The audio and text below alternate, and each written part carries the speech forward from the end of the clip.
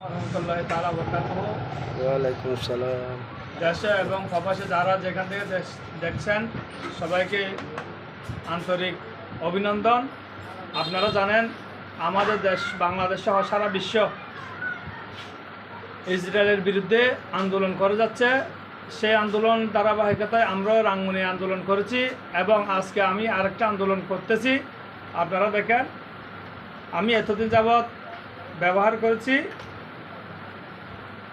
ফুলুজাব বা আপনার ওই ইসরায়েলি পণ্য ফেপসুডেন্ট।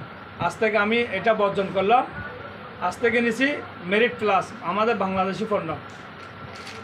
আগে ব্যবহার করতাম ইসরায়েলি পণ্য লাক্স সাবান, আজকে থেকে তিব্বত আমাদের দেশি সাবান।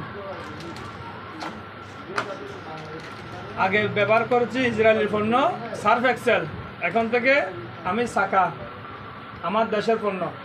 আমি যেভাবে প্রতিবাদ করতেছি একজন দেশের নাগরিক হয়ে, মুসলমান হয়ে, আর ভাই মুসলমানের জন্য আপনারাও নিজ নিজ স্থান থেকে প্রতিবাদ করে তুলুন এবং ইসরায়েলি পণ্য বর্জন করুন।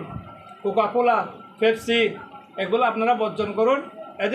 এর পাশাপাশি আমাদের দেশি পণ্য অনেক আছে। পানি কিনলে পানিটা আপনারা নেবেন না, এটা ইসরায়েলি পণ্য। সেজন্য আমি সবার কাছে অনুরোধ করব, আপনারা যে স্থানে আছেন ওই স্থান থেকে আপনারা নিজ স্থান থেকে প্রতিবাদ করে তুলুন। ইসরায়েলি পণ্য আমরা সবাই বয়কট করতেছি, আপনারাও বয়কট করুন।